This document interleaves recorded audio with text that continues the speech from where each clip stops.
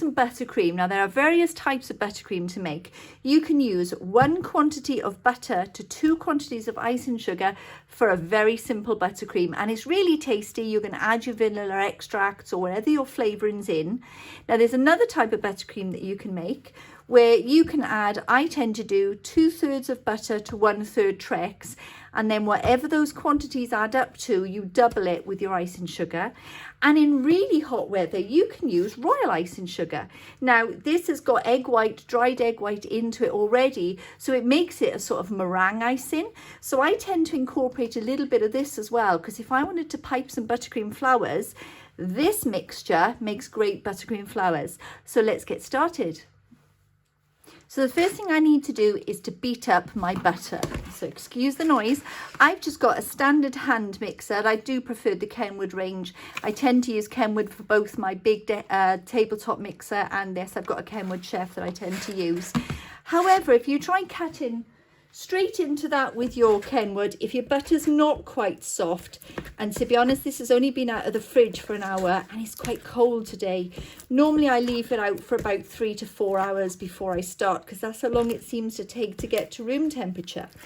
You can do all the tricks where you pop it underneath a glass that you've scalded in boiling water.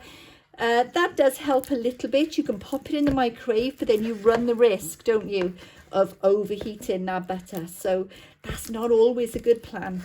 So I'm just going to keep raking these little bits up.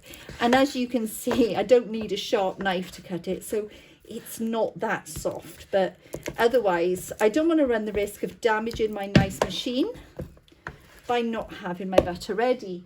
You can also soften your butter by hand when you're doing this first, but I've got 2/3 of butter and 1/3 of the Trex. Now, as you can see, it's coming together quickly.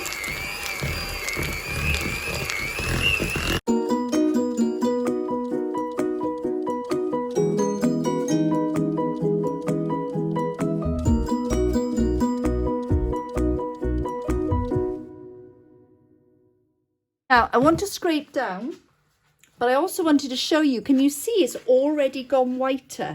And it's actually just because we've beaten the butter. We also want to aerate the butter slightly as well, but you can see it's significantly lighter than it was to start. Now, the way to get the lightest buttercream in a natural way is lemon.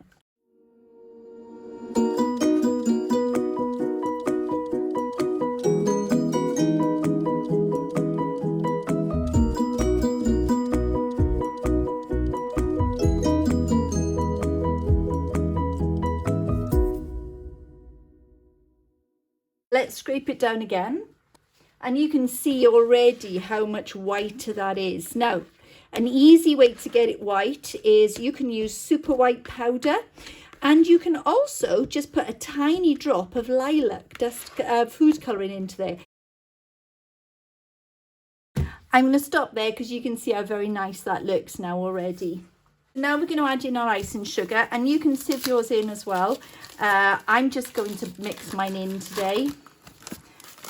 Truth be told, I'm up in the school and I usually do all of this sort of stuff in my EHO inspected kitchen at home. Right, let's get that down. And the reason for that is because we have smoke alarms in the building, and I don't really want to cause any hassle with the smoke alarms, but I wanted to film this little tutorial for you today.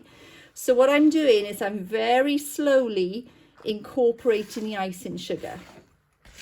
Now you could think, oops, but you've got a mixer, why bother? Well, the mixer literally pulls it all up into the air, which is not good if you've got chest infections or you're using an inhaler or something like that. So let's be kind to ourselves. You should actually also wear a mask if you do this a lot, because it's a very, very fine powder. As you can see by how much mess I'm making, and I'm not even trying to be messy. I'm trying to keep it all in one place.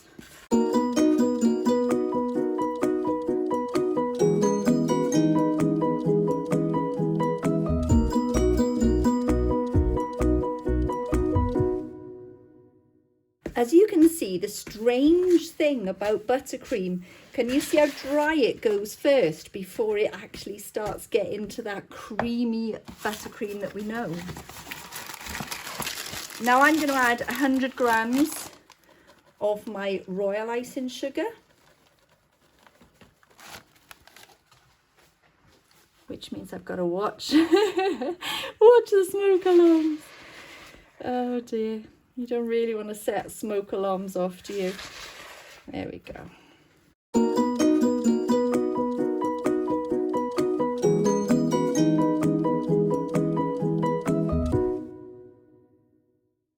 And I do like a plastic scraper because can you see it curves after a while? So it picks up all of that stuff from the outside of your bowl. And this bowl is very, very scratched because this is the bowl I use in the school for mixing. Doesn't make as much noise as a metal one, but the sides do get scratched. So now we need to mix up this buttercream. So the butter had about 3 to 5 minutes. Now we've incorporated the icing sugar and the royal icing sugar by stirring it. Now we're only going to do 30 seconds or 1 minute maximum this way.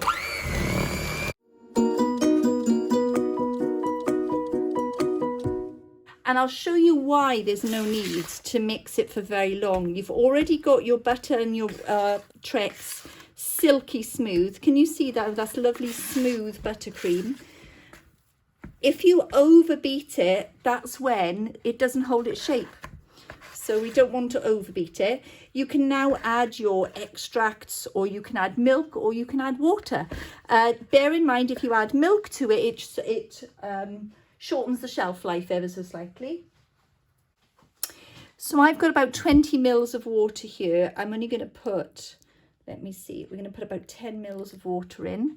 And you can also put your extract in, but I'm not adding any to this yet because I don't know what flavour I want it to be, but you can get this sorted.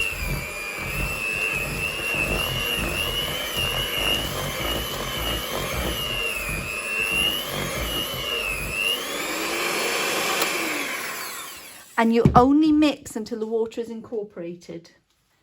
Now, obviously, if you're making this for cupcakes, I tend to prefer using milk because they get eaten so quickly. But if it's going inside a cake, which this is, that's when I tend to use water instead. So there we go. That's my core buttercream. Now I can flavour this up with like lemon juice, lemon rind, or any of the extracts that I like to use. But for now, that's my core buttercream.